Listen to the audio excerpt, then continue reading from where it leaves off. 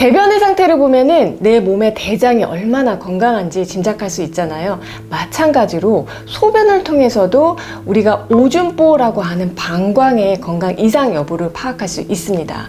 그런데 소변의 상태는 방광뿐만 아니라 콩팥, 전립선의 기능, 비뇨기계 염증, 결석, 당뇨 같은 질환을 두루두루 다 반영하기 때문에 잘 감별하는 것이 중요한 포인트예요. 오늘은 비뇨기계 암, 특히 방광암이 있을 때 내 몸이 보내는 소변의 이상 신호에 대해서 알려드릴게요.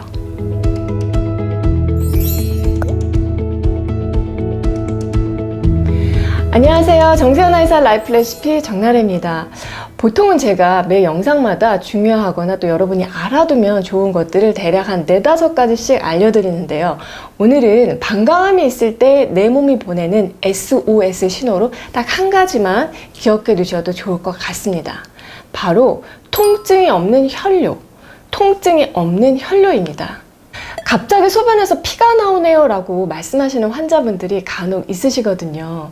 통증이 있으세요? 라고 제가 여쭤봤을 때 아니요, 소변에서 피만 나오고 아프거나 아무 느낌은 없어요 라고 말씀하시면 그때부터 정말 제 등이 쭈뼛쭈뼛하고 긴장이 되기 시작해요. 통증이 없으니까 소변에 피가 좀 보여도 증상은 가벼울 것 같지만 사실은 방광암을 알리는 신호일 수 있기 때문입니다. 방광암은 이 혈뇨가 나타나도 무심코 지나가서 암이 진행되거나 전이되도록 병을 키우게 되는 경우들이 의외로 많습니다.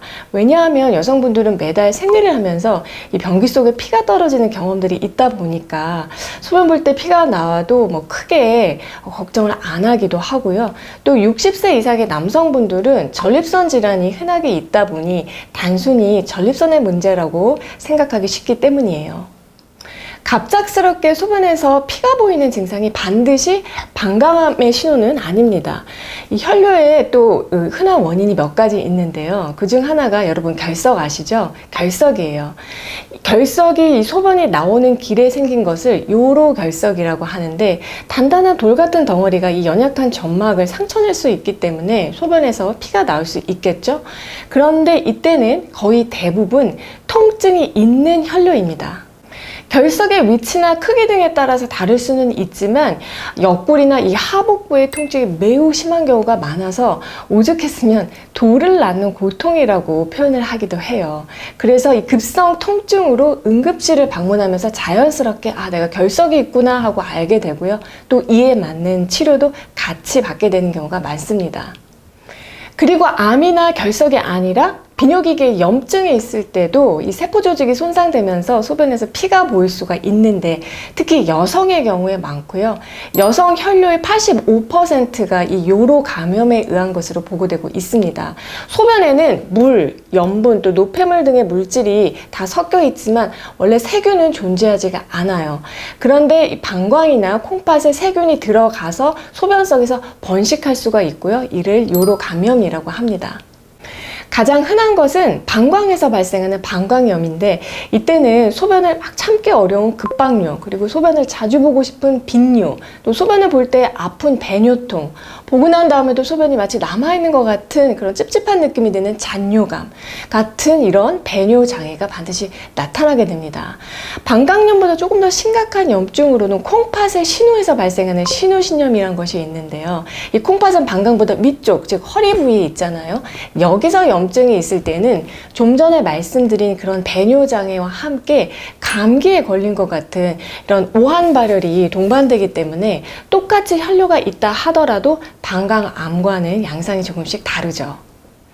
소변색은 괜찮은데 건강검진을 했는데 혈뇨가 있다는데요. 이것도 방광암 때문인가요? 라고 물어보시는 분들도 있는데요. 이 혈뇨의 양이 적은 경우에는 이렇게 눈으로는 보이지 않고 소변 현미경 검사상 적혈구가 발견되는 자멸소견으로 나타날 수가 있습니다. 이러한 것을 현미경적 혈뇨라고 하는데요. 방광암으로 인해서 발생하는 혈뇨는 대부분 눈에 보이는 빨간 피소변이기 때문에 현미경 상에만 보인다면은 당장은 큰 걱정은 안 하셔도 됩니다. 그래도 계속 관심을 가지고 지켜볼 필요가 있고요. 이건 여러분이 소변 검사를 한 병원에서 아마 잘 지도해 주실 거예요. 현미경적 혈뇨가 있는 성인을 약 10년간 추적 관찰한 결과 아무런 증상이 없는 무증상의 혈류가 있는 사람들은 이 콩팥의 건강도 계속 잘 유지가 되었지만, 무증상의 혈류가 있으면서 동시에 단백뇨까지 같이 있는 사람들은 일부에서 콩팥 기능이 지속적으로 감소하는 만성 신부전증으로 진행되는 경향이 보였기 때문에 혈류 외에 또 소변에 다른 이상 증상이 있는지 같이 살피는 것이 중요합니다. 방광암에 걸린 분들은 왜 나에게 이런 일이 일어나는지 알고 싶어 하시는데요. 이 방광은 소변을 저장하는 주머니인데, 이 소변 속의 독성 물질이 방광 점막과 지속적으로 접촉하고 또 자극하면은 세포의 돌연변이가 일어날 수 있습니다. 방광암을 일으키는 가장 유해한 독성 물질은요, 담배의 발암물질입니다.